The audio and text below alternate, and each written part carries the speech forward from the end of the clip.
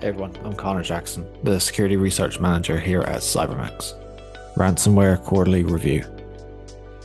The number of ransomware and extortion attacks that we've seen in the second quarter of 2024 continues to grow. We're up 37% from Q1 and we're currently sitting at 1,755 attacks between the 1st of April and the end of June. For context, that's up from 1,283 in the first quarter across all industries.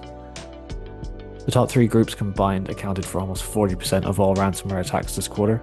The full report provides an overview of each group, as two of the three are new to the stage. Lockbit were surprisingly not the threat group with the highest volume this quarter, having fallen to second place.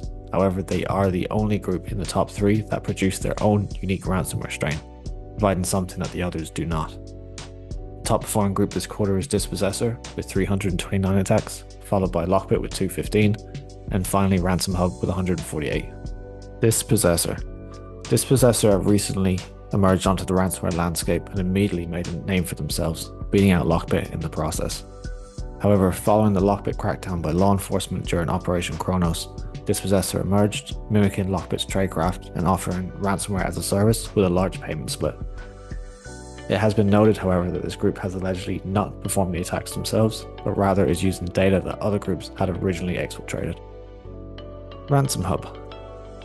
Allegedly, the Elfie group following the attack on Change Healthcare failed to pay their affiliates and instead took down much of their own infrastructure.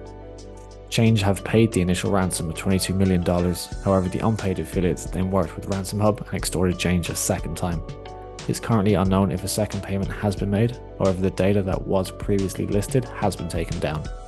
A copy of the second extortion note is available in this quarter's report. Lockbit.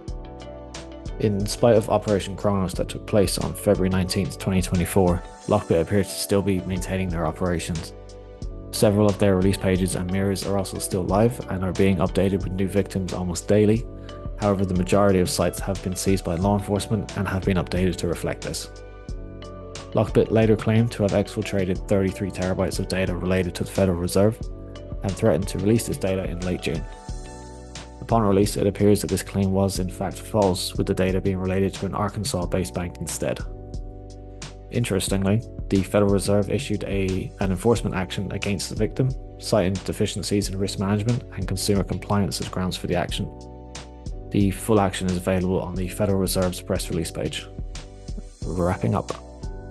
The takeaway here is the prevalence of repeat extortions for data has increased. This tactic appears to be related to unpaid affiliates going after the victim organizations to get their share rather than through the original threat actor. However, this will likely lower confidence that the threat actor will actually purge the stolen data and will result in organizations not paying at all.